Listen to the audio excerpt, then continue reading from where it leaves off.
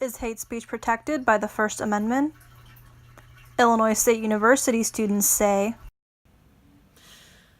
I think hate speech is only protected by the First Amendment when you're actually threatening to harm somebody, because people can say whatever they want. It could be the most heinous thing you've ever heard in your life, but they have the right to say it. And just because somebody has free speech doesn't mean that they should go around and be saying whatever they want, because even if it's a non-threatening thing they're saying, it could still have consequences. I would say no, because like slander isn't covered by the First Amendment, and hate speech kind of falls under slander in a way.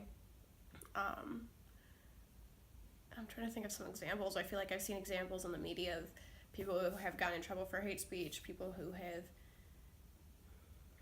like federal things where hate speech, I don't know. I don't know. I don't think it should be, but it is a freedom of speech. I just think it's frowned upon. I mean, you can say what you want to people, you can say what you think. I just don't think it's, niceness isn't a law, but I don't think hate speech is protected by the First Amendment. Is hate speech protected by the First Amendment? That's a tough question. I wasn't expecting that. I don't think so. There's definitely an epithet like in the amendment that says excluding this, and this. So I'm pretty sure that's included in there. Yeah, of course they say freedom of speech, I guess, right? In the First Amendment. But freedom of speech doesn't mean it gives you the freedom to have, like hate speech, like, like giving speeches, against like anything, right? It's like hating on other people or, So I don't really believe the First Amendment gives you, the freedom like of hate speech. hate speech is protected by the First Amendment, with exceptions including libel, defamation, and fighting words or inciting violence. But ISU students aren't the only ones who are confused about the scope of the First Amendment's protections. In a survey conducted by the Brookings Institution, 1,500 college students were asked if the First Amendment protects hate speech. Only 39% said yes, while 44% said no, and 16% said they don't know. So why do students think hate speech isn't protected speech? I don't know. It's just, you wouldn't think that you'd want to have something that's like that be protected. You want to have it like it shouldn't be protected. Like you should be reprimanded for the hateful things that you do, because I don't know. You don't want to encourage the behavior. You don't want to be like, yeah, you can say hateful things to people and that's okay. Because then it makes it more likely that it's going to happen. It's common sense. Like, why would we protect hateful rhetoric, hateful speech that's only going to promote the division that we are already seeing in our country? Like, it makes no sense to protect that.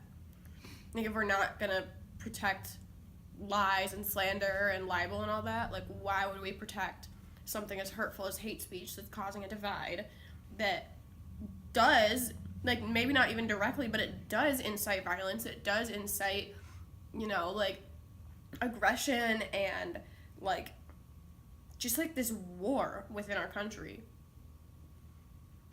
So it makes no sense that we would protect them.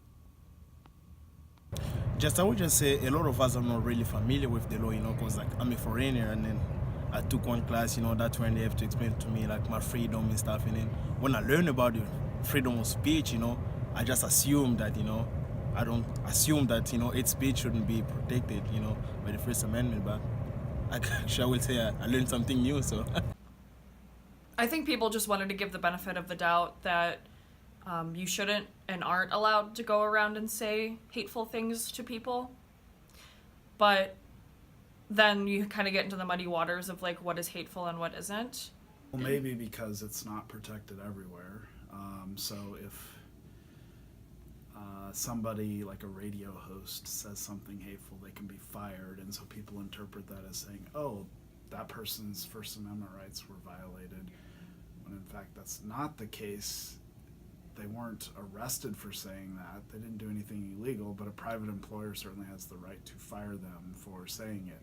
So within these different institutions, people's rights are balanced against other rights, and so the same thing would be at the university level. So I think the sort of general concern about political correctness, or the general concern that you can't always say what's on your mind, because within the context of a university or on the airwaves you can't, has led people to believe that hate speech, for example, is not fully protected.